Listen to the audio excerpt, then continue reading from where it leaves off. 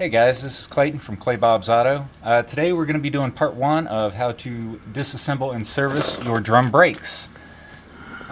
We've done the disc brakes before. They're a lot easier to work on, fewer moving parts, and especially if you own a newer vehicle, you have disc brakes all the way around. The older ones, the very older ones, have drum brakes on all four corners, but most of the time you're likely to see them just on the back, mainly because the back only does about 30-35% of your braking when you're stopping. Okay, so we've jacked up the truck. We've got it on jack stand so it's nice and stable. You always want to have safety first. We took the wheel off, and this is what we're looking at here. This is your drum. You want to look on the outside and look for any bolts or screws. If you see them, you're going to have to take them off. And now I've got screws. 9 times out of 10, they are the devil to try to get off. So you're going to want to get you what's called an impact screwdriver. It works great. It's hammer operated. Because if you try to use a regular screwdriver, you're probably going to break the bit or strip the head of the screw out. So you put it on there, you kind of turn, put a little bit of pressure on which way you want to go, which is left, and then hit it with a hammer. And you saw it broke it loose. Then you can just unscrew it out. If not, sometimes you can take a pointed chisel and, like someone's done on this, hit it in the corner and tap it until it gets loose. I don't like doing that. It messes up the screw. So get it on, just put a little pressure and got it undone. And you can get these impact screwdrivers pretty cheap, so they're not an expensive tool. Definitely worth it. Okay, now if you do not have any bolts or screws holding your drum on, and you go and it won't budge, it won't pull off. Number one, make sure you do not have your parking brake on. But the second thing is you take your hammer and you can smack it on one edge of the drum or the other, wherever. Just make sure it's on the outside, not in, because you'll dent it. Hit it right about there and just smack. And you see how it jumped off? Then you can take it off. If that doesn't work, if you see these screw holes right here, find some screws that match it, or bolts, I'm sorry, that match the thread and diameter, and screw them in, and what it'll do is it'll push the drum off the face of your axle. Okay, now that you've taken the drum off, you see what's inside. The way drums work is like, with your disc brakes, you have a rotor and pads. Well, this is basically the same thing. Here is your rotor right here, the shiny inside part of your drum. This is where the stopping friction happens. And instead of pads, you have shoes. These are your shoes right here, friction material. Now to check the condition of your shoes, you take a look at them. They always wear the most, usually right dead in the center. So you look at the center compared to the edge, and if there's a lot of difference, if this is really thin, it's time to replace. You also want to make sure that they are not cracked or contaminated with brake fluid.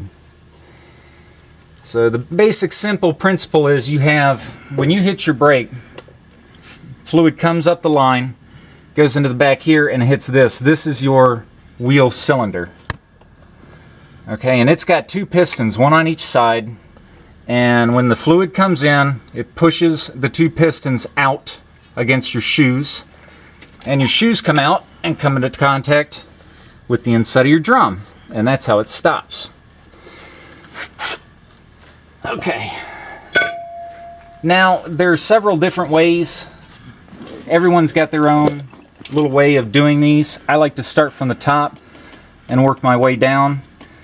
And especially if you're doing this for, if this is your first time or you're kind of new at this, just do one side at a time. That way if you get lost, if you forget, you know, what springs go wherever, when you're putting it back together, you can run to the other side and look.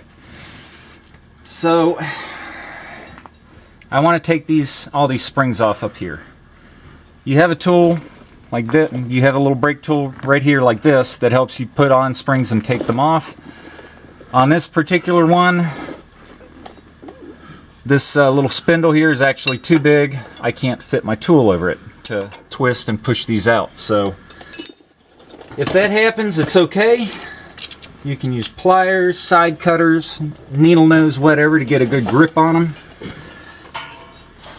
I actually know how to finagle some of these and get them off.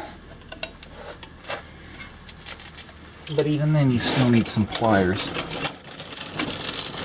Okay. When I take these springs off, I like to put them down in order of where they come off of and around where they came. So this one came off the top, it was first. Put it like that. Now I have this spring. So I take it off and unhook it. And that went on, that was underneath it, so I'll do that. So I know this one is underneath that one, if it'll stay up. And then I want to take this one off. Same thing. Pull on it. Since my tool won't work,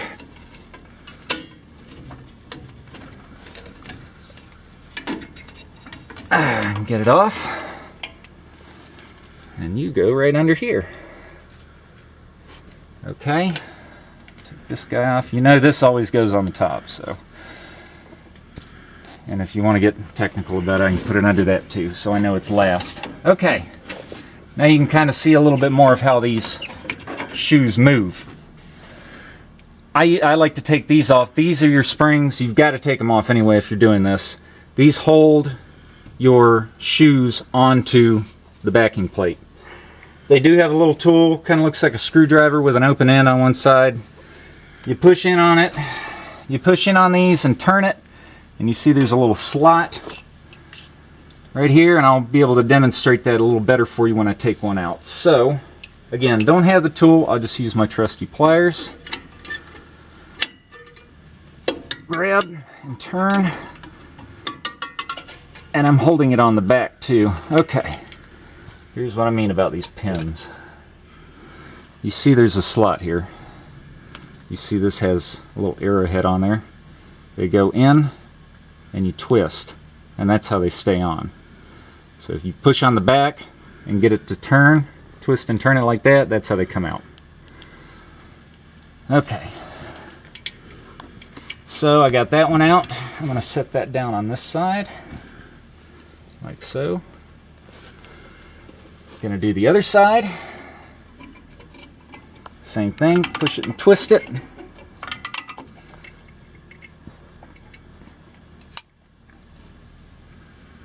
That one's out. Okay, so there's not much left here, so I can open this up a little bit. Start to pull it out. There's one spring on the bottom. Go ahead and collapse it and take it out, like so. I put that down there, and this fell out, but this guy right here is your adjuster, okay? You see it's got a little serrated wheel that is angled on one side, flat on the other. Now what that does is, in order for you to make your drums tighter or looser, there's a little, you can get in from behind here so you don't take everything off, and use a spoon, it's called a brake spoon, or just a flathead screwdriver, and turn this wheel. And when you do that, you see this starts to expand, like so. That pushes the drums out on the bottom so they come into contact, makes it tighter. Okay. I've got a little horseshoe clip right here. Of course, it's half broken anyway, but I need to take that guy off. This is part of your emergency brake. Your emergency brake only works your back wheels, and it does not use any brake fluid. It is It is operated by a cable, and here's your cable coming in, and when you pull on it, it pulls this close and pulls this, pushes out on the bar, and that's how it operates, pushes your shoes to the drum. So I got to take this guy out. I can remove this guy. All right. So since he's half broke, I should be able, again, use my trusty pliers. Now if it is broke like that, I highly recommend you replace it, because if it falls off, bad things can happen. Okay, took that off. Here are your shoes, front and back. Now when you put new ones back on, if you look, I'm going to set these level with each other. You see how the friction material is located differently on each side? One is higher than the other. That is, you have a secondary and a primary pad, okay? Make sure that when you take them off, you reference which one is which. So this is the way these two went on. These are what you replace right here. You'll get brand new pads. The brand new shoes, they'll have nice thick friction material on them. And before you put new pads on, or your new shoes, I'm sorry, if you look up here on the back, I'm going to try to clean these off a little bit. You have all these little flat spots. This is where your pad, or your shoes, keep saying pad, actually rub on and move. So you can use brake clean or whatever, clean all this up. Also look for any fluid leaking out of your cylinder, your wheel cylinder. This is part of your parking brake. I'll show you how to put that on when we put them back. Before you put everything back on, it's good to clean this up, or at least clean off these pads and put a little bit of lubricant on them, grease, high temp grease, so that they can move back and forth and won't get stuck. That's the end of part one. Please watch part two that shows you how to put everything back together and get it properly adjusted. This is ClayBob Auto. If you have anything you'd like us to work on that you'd like to see, please leave it in the comments section below, and please like and subscribe our page.